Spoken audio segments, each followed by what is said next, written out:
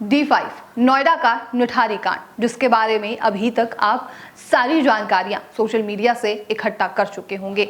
इस कांड ने मानवता पर सवाल खड़े करने शुरू कर दिए थे।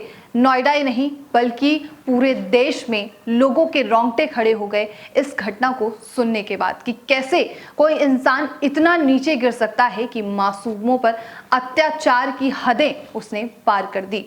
लेकिन सिर्फ उस व्यक्ति ने अत्याचार की हदें पार नहीं की है, हमारे देश की कानून व्यवस्था भी आजकल कुछ ऐसी ही हो गई है।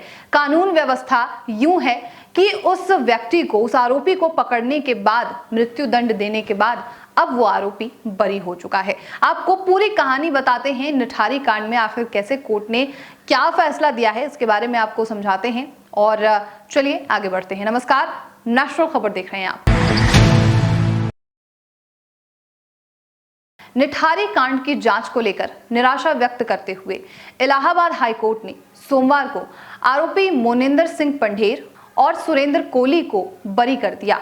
अदालत ने पाया कि जांच में गड़बड़ी हुई और साक्ष्य संग्रह की बुनियादी नियमों का बेशर्मी से उल्लंघन किया गया। कोर्ट ने कहा कि अभियोजन पक्ष के विफलता जिम्मेदार एजेंसियों द्वारा जन आस्था के साथ धोखे से कम नहीं है। पंढेर को उन 2 मामलों में बरी कर दिया गया है जिसमें उसे फांसी की सजा हुई थी, जबकि कोली को 12 मामलों में बरी कर दिया गया जिसमें उसे मृत्यु दंड की सजा सुनाई गई थी।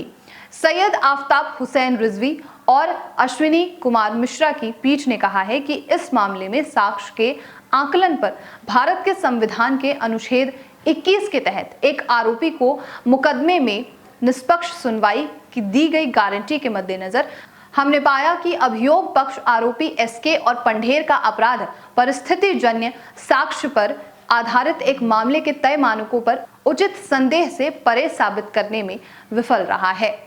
नोएडा के निठारी में एक नाले से 8 बच्चों के कंकाल मिलने के साथ दिसंबर 2006 में प्रकाश में आए इस सनसनीखेज मामले की जांच शुरुआत में उत्तर प्रदेश पुलिस द्वारा की गई थी, जिसे बाद में सीबीआई को सौंप दिया गया था। निठारी कांड के जिस तरीके से जांच की गई उस पर कोर्ट ने निराशा व्यक्त की है, खासकर पीड़ित ए के लापता होने के जांच के संबंध में।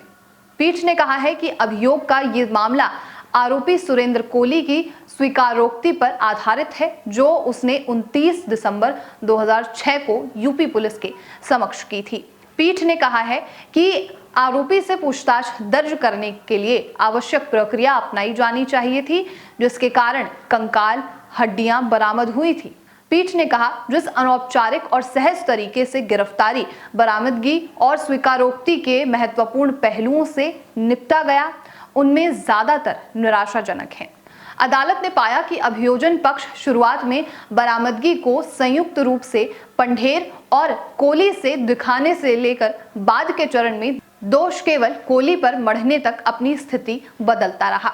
अदालत ने पाया कि मानव कंकाल की सभी बरामदगी मकान नंबर D5 पंढेर और D6 एक डॉक्टर के मकान के दीवार से परे स्थित एक नाले से की गई और पंढेर के मकान से कोई भी बरामदगी नहीं की गई।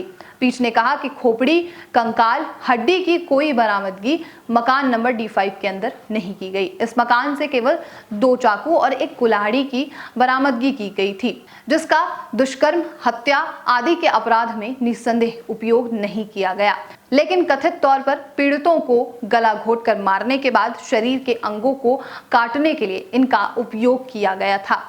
पीठ ने कहा कि भारत सरकार के महिला एवं विकास मंत्रालय द्वारा गठित उच्च स्तरीय समिति की विशेष सिफारिशों के बावजूद मानव अंग के व्यापार की संभावित संलिप्तता की जांच करने में अभियोजन पक्ष की विफलता जिम्मेदार एजेंसियों द्वारा जन आस्था के साथ धोखे से कम नहीं है।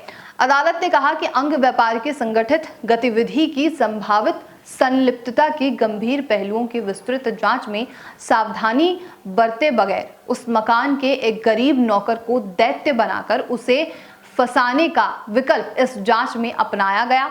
पीठ ने आगे कहा कि जांच के दौरान इस तरीके की गंभीर खामियों की संभावित कारण मिलीभगत सहित कई तरीके के अनुमान हो सकते हैं। हालांकि हम इन पहलुओं पर कोई निश्चित राय व्यक्त नहीं करना चाहेंगे और इन मुद्दों को उचित स्तर पर जांच के लिए छोड़ते हैं। गाजियाबाद के सत्र न्यायालय द्वारा सुनाई गई फांसी की सजा को पलटते हुए इलाहाबाद उच्च न्यायालय ने कहा है कि इस मामले में आरोपी अपीलकर्ता चतुराई से निष्पक्ष सुनवाई से बच गए। अदालत ने कहा कि निचली अदालत द्वारा 24 जुलाई 2017 को पारित आदेश के तहत आरोपी एसके और पंढेर की दोष सिद्धि और सजा को पलटा जाता है।